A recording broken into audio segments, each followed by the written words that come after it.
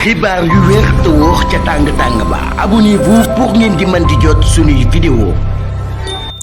jaajëfal nañu leen ci ànd beek Buzz 221 HD ni ñu koy defee saa su ne rek di leen indil ay xibaar la ca gën a fes nag ni ki démb bi nga xamee ne nag Dame Mbodj ma ngay amal li nga xam ne moom moo di point de presse am daal dina yekk keteme opposition bi nga xam ne nag ñoo fi daal di nekk moom daal Dame Mbodj la mu xamle moo dina ca dëgg-dëgg daal Pastef amul li nga xam ne nag moom moo di adversaire rawatina li nga xam ne nag moom moo di gouvernement bii nga xam ne moo fi daal di nekk amul benn yoon li nga xam ne moom moo di adversaire nee na daal coalition yi nga xam ne gis na leen mu di ay coalition supp kànja ndax ñoom ci seen biir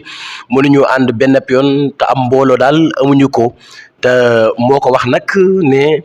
ñi nga xam ne nag ñoom ñoo di coalition yi amul benn boo xam ne dana ci am li nga xam ne nag moom moo di 13 députés ndax jàpp na ne ñi nga xam ne nag ñoo fi nekk mu di opposition bi askan wi dañ leen a wan li nga xam ne nag moom moo di ginnaaw kon nag moom am na xel mu dal ne li nga xam ne nag moom moo di assemblée bii nga xam ne dëtmal nañu ko dana nekk une assemblée de qualité waaye itam une assemblée de rupture moom nag Dame Mbodj loolu rek la daal di xam ne daal ne ñi nga xam ne nag ñoom ñoo di opposition bi amul lenn loo xam ne da koy sikki sàkk ci ñoom ne danañu am li nga xam ne moom moo di 13 députés yooyu te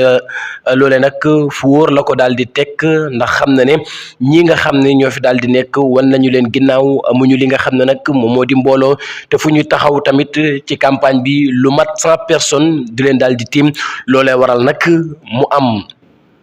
yaqin ne li nga xam ne bëgg nañu ko ci Sénégal mu di une assemblée de rupture une assemblée de qualité loolee rek li nga xam ne moom moo di gouvernement bi fi nekk dana ko daal di am waaye itam mën a defar réew mi nga xam ne moom moo di réewum Sénégal loolee nag di kàddu yi ki nga xam ne moom moo di Dame Mbodj ana nag ba xam danañu ko waar wala duñu ko waar loole nag des na bu ñu àggee ci li nga xam ne nag moom moo di 17 novembre ba xam ñee nga xam ne ñoo faree ci kujje gi danañu am lu mat li nga xam ne nag moom moo di 13 députés loole nag des na ko xam 17 novembre incha allah.